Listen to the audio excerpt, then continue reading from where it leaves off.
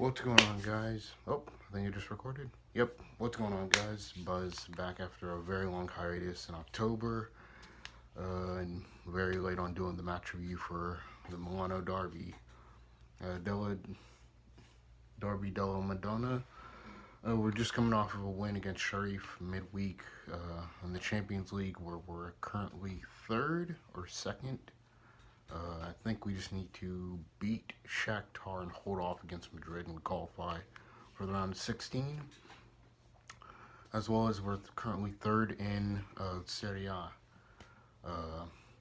Again, this match against Milan highlights a few of basically Simeone and Inzaghi's big game woes. I know Uncle Sean did a video on this, basically where he highlights more or less, I guess, previous matches and big scenarios where Inzaghi either got outclassed or tactics were wrong or player selection was wrong. But I can count in the league Atalanta, Juventus,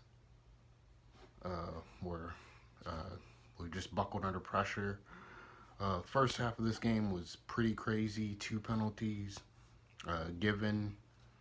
First one we get is from Frank Kessie fouling Hakan Çalhanoğlu. Hakan Çalhanoğlu makes his return, well, basically not his return to the San Siro, but his return to face Milan after having been sold to Inter in the summer, and basically slots the penalty away, 1-0. 6 minutes later, Milan gets a free kick, in which basically we ended up conceding an own goal from a set piece delivered in by Sandro Tonali, which Sandro Tonali had a very good game this one, so shout outs to him. And Milan did dominate a good portion of this game, even into the second half. We end up getting a second penalty a few minutes later, which I think a foul is on Matteo Darmian. Lautaro Martinez steps up to take it, but it's blocked and denied by Milan's goalkeeper. Something with a T. I know he's Romanian. Before this, too, we have 2 clear-cut chances right before the half. Alessandro Bastoni goes on a run and cuts back to Barella in the box, but it's then blocked and denied. Lautaro Martinez also has a chance as well, and it's blocked, but his shot goes wide.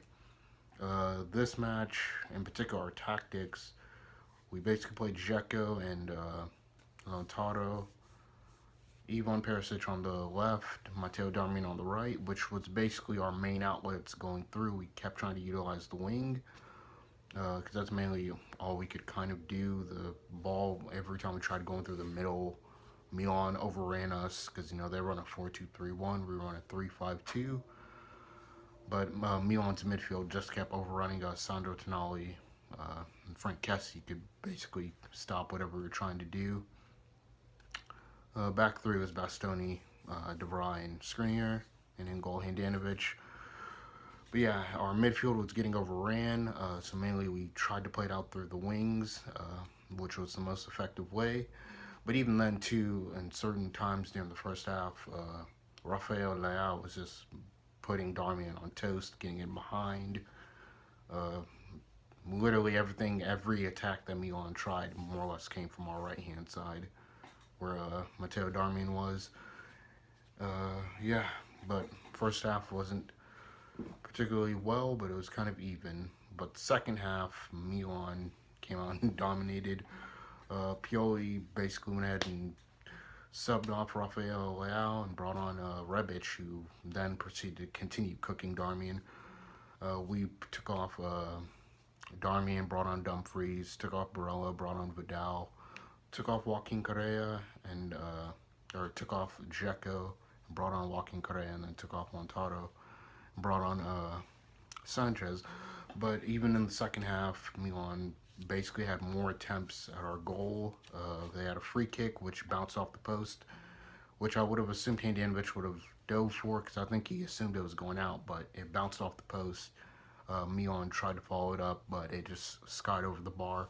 We did get a second chance again in the second half with another cutback, but it's last minute blocked. Shot by Vidal, run on a cutback, was blocked.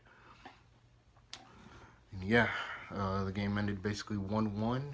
Milan currently in second. I think they're tied with Napoli. Let me look at the standings real quickly. Yep, tied on points with the Napoli, and our next game after international break is against Napoli. But I do want to pose this question to you. Do you think Simeone Inzaghi should probably take a rest on more or less playing Dzeko? Because he played midweek against Sharif.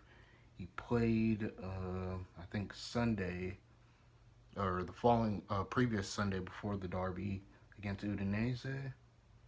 He played against Udinese. He practically played majority of the matches where he's starting mostly. I would honestly say, how would you guys feel if it was Joaquin Correa and Lautaro starting, or Lautaro and Sanchez, or Joaquin Correa and Sanchez starting as well? Because I said more or less this will be an issue forward for Inzaghi more or less going forward. He's going to have to basically utilize the squad in terms of rotation, which is something Conte didn't do once he picks his 14, 15 players. He sticks with them. But for this one, I more or less feel he's going to have to rotate these guys out, because Dzeko, mind you, he's in his 30s, can't play. I'm not expecting him to start every single game. He can start maybe 3 games in a row, but then 3 games to bring him off the bench. And especially with Barella as well. We saw this earlier. Barella at sometimes was looking a bit sloppy here and there. So yeah, I would say he's going to have to give Barella and Dzeko a rest, but I don't think Dzeko is playing international break currently. So yeah, my match prediction was 2-2. Most people had a draw on this. I know they were missing Theo Hernandez and their goalkeeper as well. Those are the two that they were missing. We had all of our starters with us, but yeah, a fair result, honestly. 1-1. It could have honestly gone either way, because to be fair, we had a second penalty which we missed. They had a free kick and a follow-up opportunity after the free kick to have scored, but they didn't. So more or less, I guess, basically just a game of missed chances and being clinical in front of goal. Because twice, it could have even been 4-1. Because Barella missed a clean-cut goal, which basically got blocked last minute, as well as Vidal. But yeah. Let me know what you guys think. Be sure to leave a like, comment, and subscribe, and I'll be sure to join you guys on November 20th for the Napoli game. Ciao.